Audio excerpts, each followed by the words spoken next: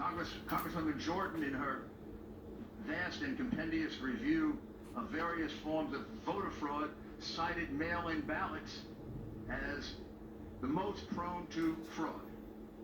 With all that, you would have expected there'd be a high degree of security and a high degree of inspection that would be provided for mail-in ballots. Instead, in the wisdom of the officials, Democrat officials here in the city that's been Democrat for 60 years and has a very long history of voter fraud, documented history of voter fraud, instead of going to a high degree of care to allow inspections of the mail-in ballots, there was no inspection of a single mail-in ballot. Those mail-in ballots could have been for anybody. Those mail-in ballots could have been for anybody they wrote in. Those mail-in ballots could have been written the day before by the Democratic Party hacks that were all over the convention center.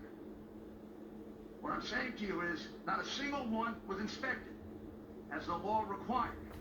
Even when a court order was obtained to allow the Republican inspectors to get 6 feet closer, they moved the people counting the ballots 6 further feet away.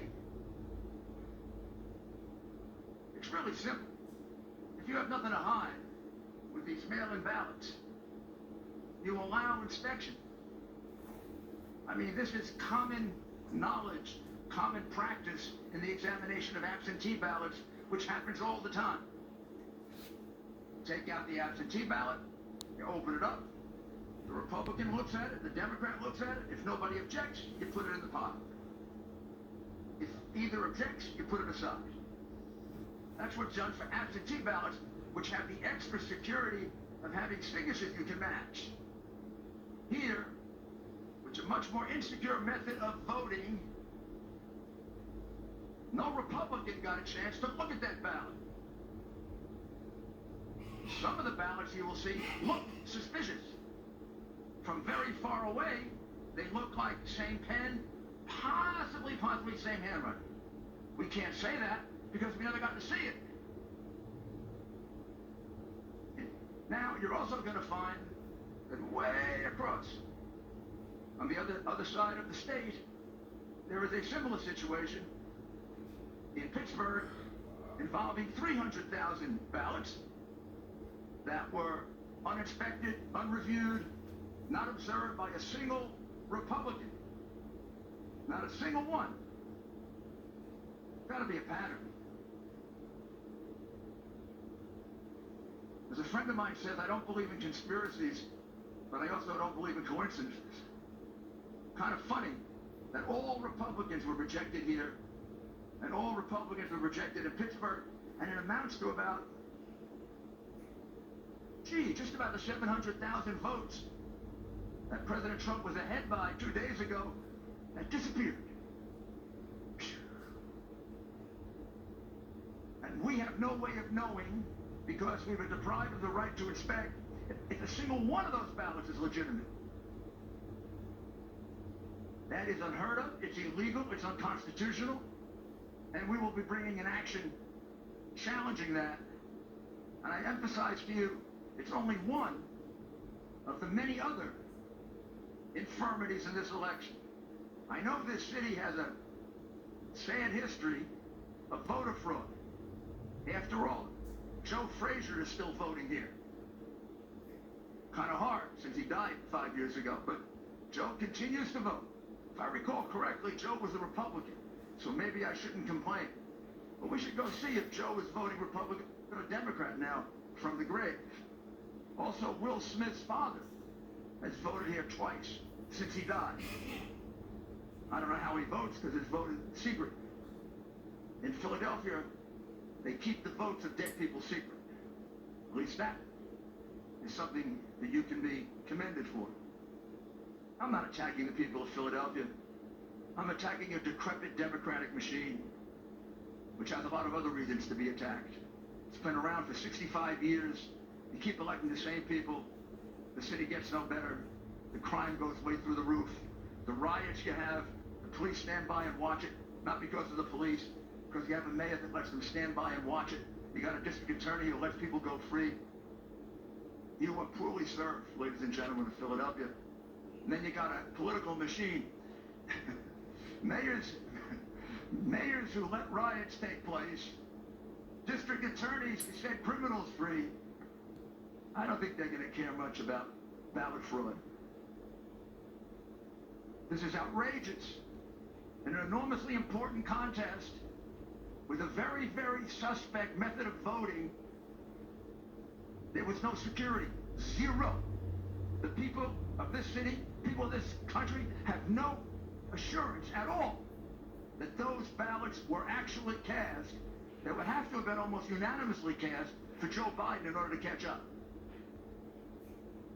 And let me have one or two of the people,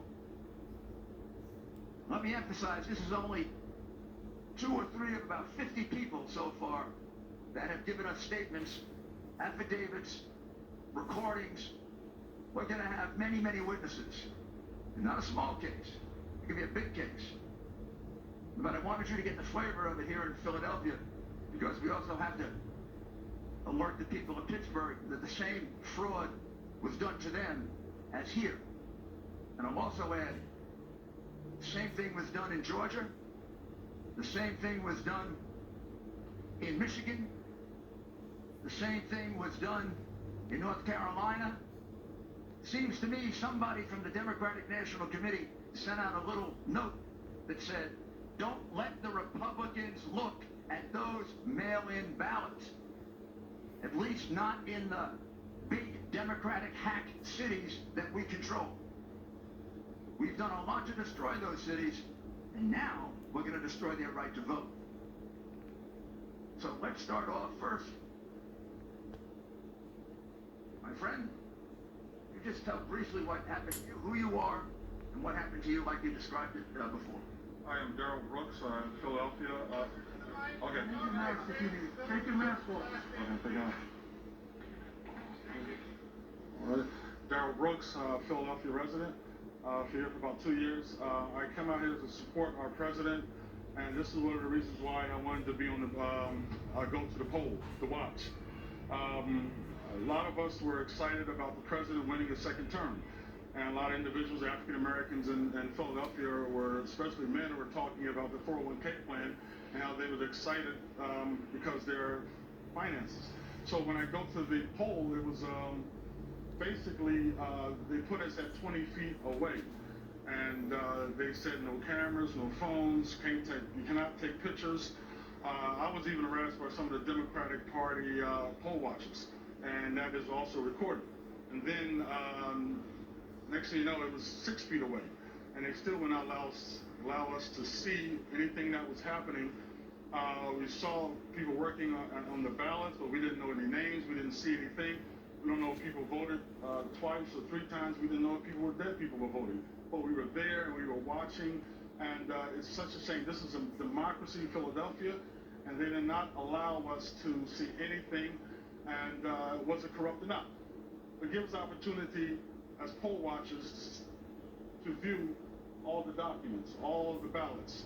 And listen, you know, we just want a fair election, and we viewed that it was not fair at all. It was not fair to allow us to, you could allow us to look at the ballots, some ballots, but nothing.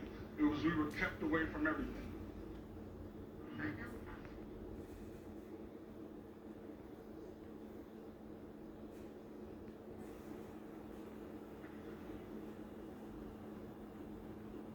Hello, I'm Matt Silver.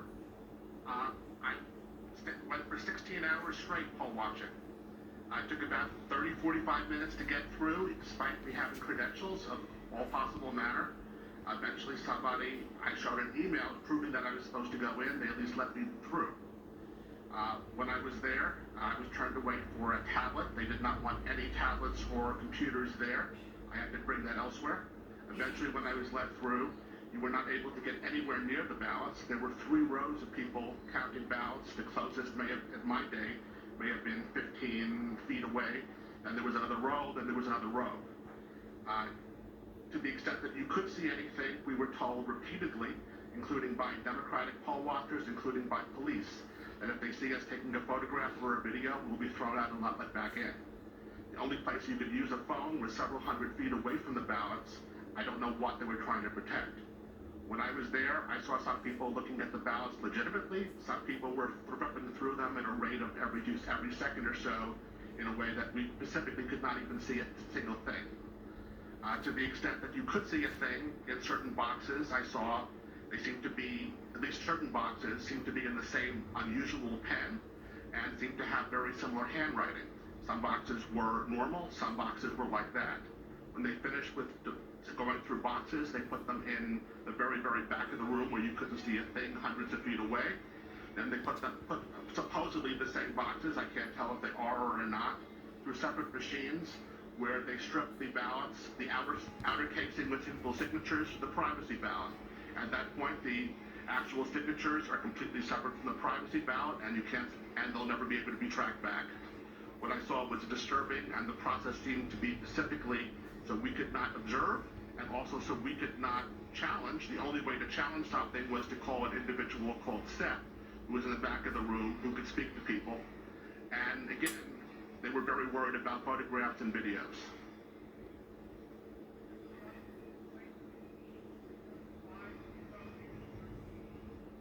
How were you chosen?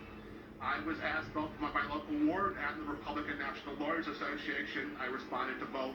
I was willing to do so. There was some type of vetting process, including my bar number and I guess my credentials, and then I was accepted. You're an attorney, right? I am an attorney.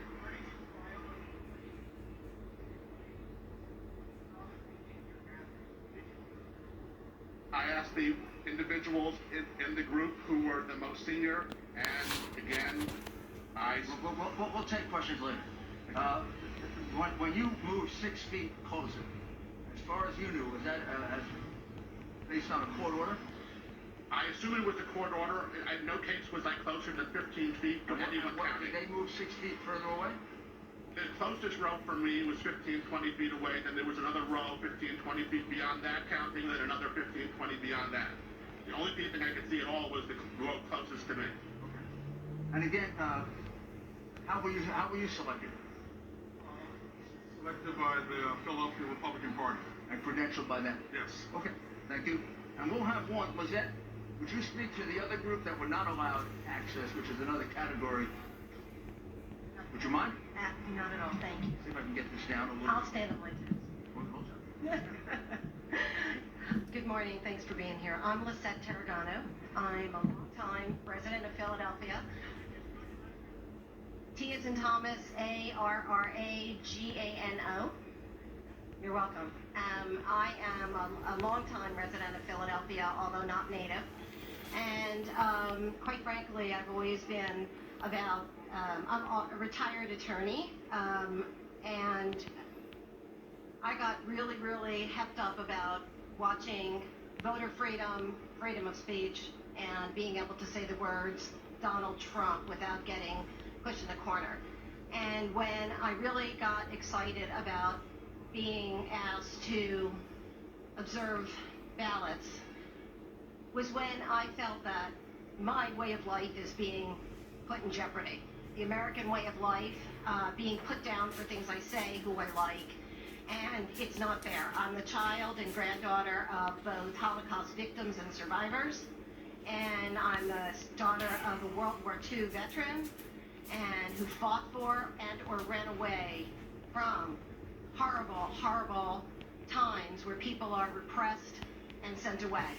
And what I noticed when I was brought in to be a poll watcher, I was never brought in actually. I never got past the first identification stage. They kept saying that mine, as well as 5 or 6 other Republicans, their names hadn't been entered into the system.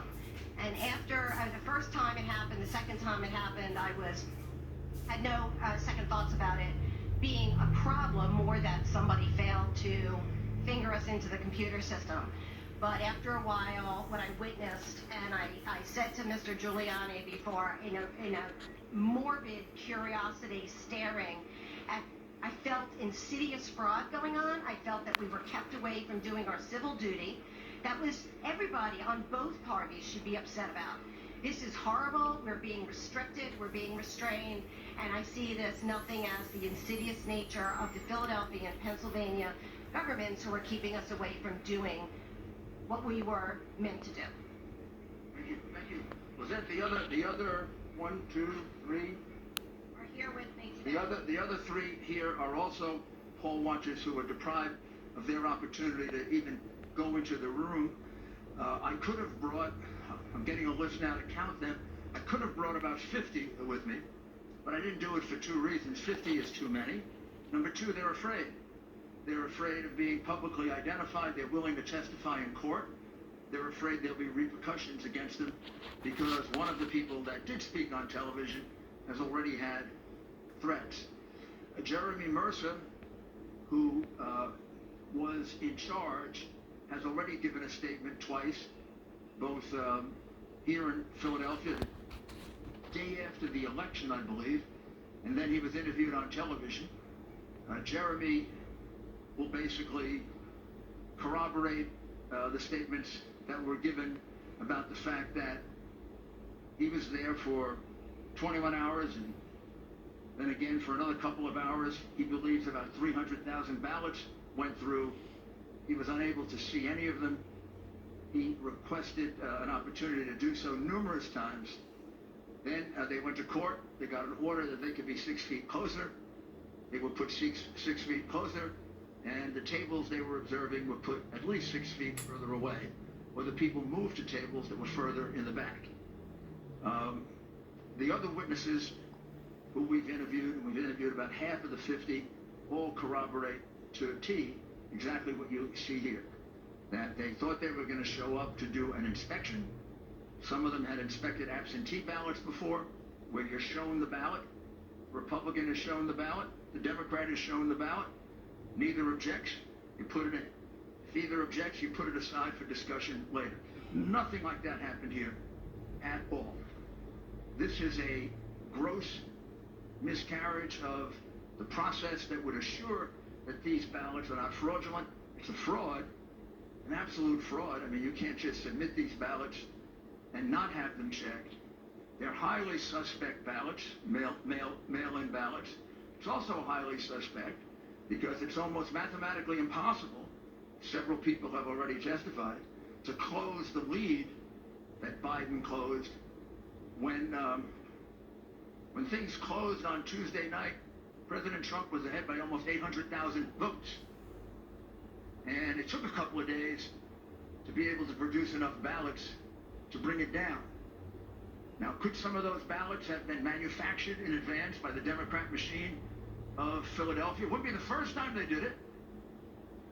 And then exactly why didn't they want the ballots inspected if the ballots are legitimate? It seemed to me, knowing the suspicion that would exist on a political machine like this, with the reputation that it has, you would go to the extra extent to be transparent. Instead, they went to an extra extent to be secretive, as did the Democrat Party in pretty much the cities they control as a machine like this one. Because although we don't have as many complaints yet, we've got about 12 in Atlanta, we've got about 15 in Detroit, we've got about 20 more in the rest of Michigan. I would say in at least 10 states now, we have complaints almost exactly like this. This will be a statewide case because there are 300,000 ballots equally in question in Pittsburgh, with witnesses similar to these witnesses. In some cases, they actually saw a little bit more that would suggest that the ballots were being tampered with. But I have to wait until they're all fully debriefed.